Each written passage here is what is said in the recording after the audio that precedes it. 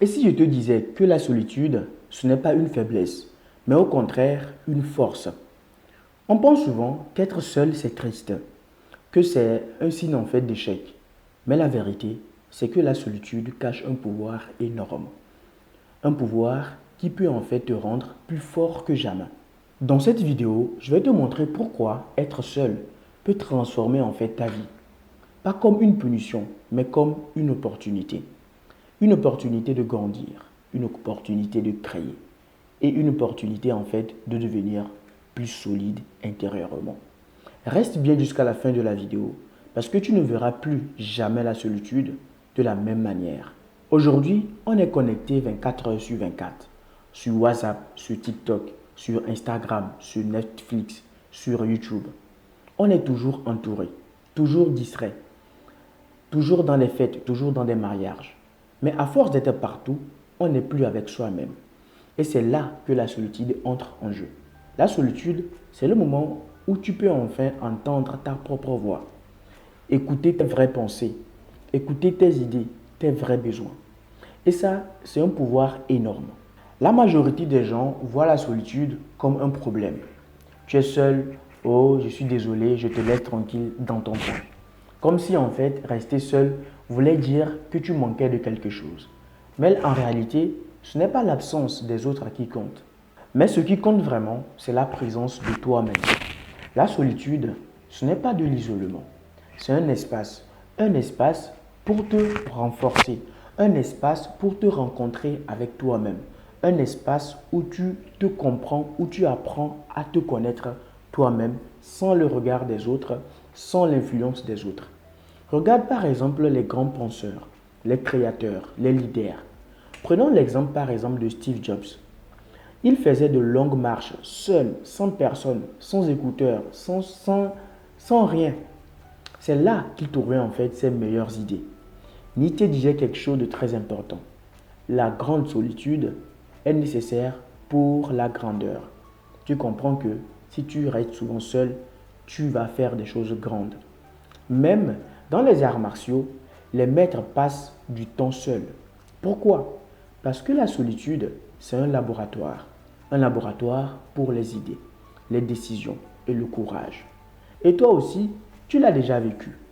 Tu sais ce moment où tu es seul dans ta chambre, où tu es en train de marcher seul dehors, où tu es dans le WC, où tu es en train de te doucher. Et d'un seul coup, en fait, une idée surgit. Une solution apparaît dans ta tête. Quelque chose que tu as programmé depuis te revient. Et ça, c'est la solitude qui travaille pour toi. Et rien au monde ne peut faire ce mécanisme. Seule la solitude. Alors voici trois forces de la solitude que je te donne dans cette vidéo. La première force de la solitude, c'est la clarté. Parce que la solitude te permet de voir plus clair dans ta vie. Imagine ta vie comme une rivière. Tous les jours, il y a du courant, des vagues, des feuilles qui flottent, du bruit. Tu n'arrives même plus à voir le fond de l'eau, tellement elle est agitée. Et pourtant, au fond de cette rivière se trouvent tes vraies réponses, les réponses à tes problèmes. Mais pour les voir, il faut que l'eau se calme. C'est exactement ce que fait la solitude dans ta vie. Elle calme l'eau, elle te donne en fait de la clarté. Pense à un étudiant qui se demande quoi faire de sa vie. Tant qu'il est entouré de ses amis, bombardé de réseaux sociaux, poussé par des parents, il a mille voix dans sa tête. Mais le jour où il prend un carnet, s'assoit seul dans un parc et écrit qu'est-ce que je vais faire vraiment de ma vie? Ce jour-là, une petite lumière s'allume. C'est ce qu'avait compris Bill Gates avec ses fameuses Think Weeks. Il s'isolait en fait pendant une semaine sans distraction, juste avec des livres et des carnets. Résultat, certaines de ses meilleures décisions pour Microsoft sont nées de ces moments de solitude. Tu vois, la clarté ne vient pas quand tu es dans le bruit. Elle vient quand tu crées un espace de silence. Et le silence, il n'a rien de vide en fait. Il agit comme un miroir. Il te renvoie tes vrais désirs, tes vrais objectifs, tes vrais choix. La solitude, c'est comme nettoyer tes lunettes. Tout devient plus net. Tu arrêtes en fait de suivre les autres à l'aveugle. Tu commences à tracer ton propre chemin. Et ce chemin, c'est celui qui t'appartient vraiment. La deuxième force de la solitude, c'est la créativité. Parce que la solitude te permet de libérer ton imagination. La créativité, c'est comme une graine. Si tu l'écrases sous le bruit, sous les notifications, sous les conversations, elle ne pousse jamais. Mais si tu la mets dans un espace tranquille, avec un peu de silence, elle germe, elle éclot.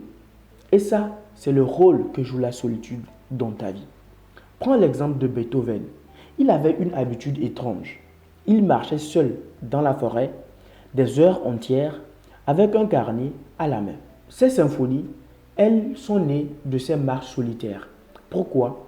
Parce que dans le silence de la nature, des idées musicales pouvaient apparaître.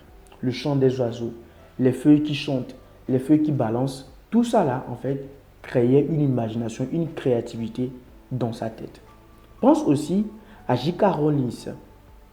L'idée d'Harry Potter ne lui est pas venue en travaillant à son bureau entouré de bruit. Elle lui est venue seule, dans un train, en regardant par la fenêtre. C'est quand on s'autorise en fait à rêver, à laisser l'esprit vagabonder, que l'imagination devient fertile. Même toi qui me regardes, tu l'as déjà vécu sans le savoir. Sous la douche, en pleine nuit ou lors d'une balade seule, tu as eu en fait cette idée brillante. Tu t'es dit, mais pourquoi je n'y ai pas pensé plus tôt? Ce n'est pas par hasard. C'est ton cerveau en fait qui profite du silence, du calme pour créer en fait des connexions nouvelles. La solitude agit comme une salle blanche pour ton esprit. Elle enlève le superflu, elle laisse la place à l'inattendu. Elle ouvre des portes que le bruit ferme. Et si tu veux être plus créatif, tu n'as pas besoin de forcer.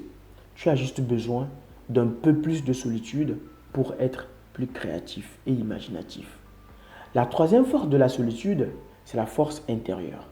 Parce que la solitude te permet de devenir solide sans dépendre en fait des autres, sans dépendre de la pensée, des paroles des autres. La majorité des gens redoutent la solitude parce qu'ils associent en fait leur valeur au regard des autres. Ils ont besoin en fait des likes, des compliments, de l'approbation pour se sentir exister.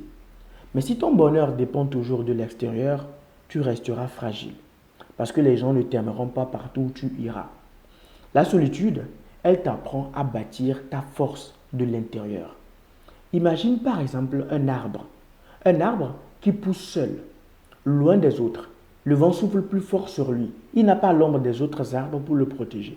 Résultat, ses racines deviennent plus profondes, plus solides. C'est exactement ce que fait la solitude avec toi. Regarde les moines bouddhistes. Ils passent des jours, parfois même des mois en méditation, seuls, sans personne, sans bruit. Ce n'est pas pour se couper en fait du monde, mais c'est pour apprendre à exister sans dépendre du monde. Parce qu'une fois que tu sais être bien seul, tu deviens libre. Même dans la vie moderne, ça se vérifie. Une personne qui aime sa solitude ne craint pas de dire non. Elle ne craint pas d'être abandonnée. Elle ne craint pas en fait d'être abandonnée par son partenaire. Elle ne cherche pas désespérément l'attention. Elle choisit ses relations par envie, pas par manque. Et ça, c'est une force incroyable. Quand tu apprends à aimer ta propre compagnie, tu ne crains plus le rejet. Tu ne crains plus le vide. Parce que tu sais que, même seul, tu tiens debout. La solitude devient en fait ton entraînement secret. Elle forge une confiance intérieure que rien ni personne ne peut briser. Et cette force-là, crois-moi, elle se voit souvent. Les gens la respectent sans que tu ne le saches. Parce qu'une personne qui ne craint pas d'être seule est une personne qui n'a peur de rien.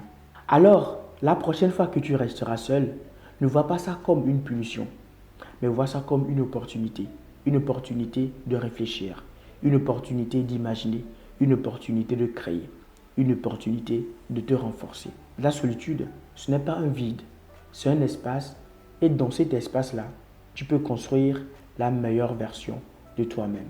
Si cette vidéo t'a aidé, abonne-toi à l'autre savoir pour recevoir chaque semaine des clés concrètes pour transformer ta vie. Parce que je publie chaque mercredi et dimanche une vidéo sur cette chaîne pour transformer ta vie. Et partage cette vidéo-là à un ami qui traverse peut-être un moment de solitude.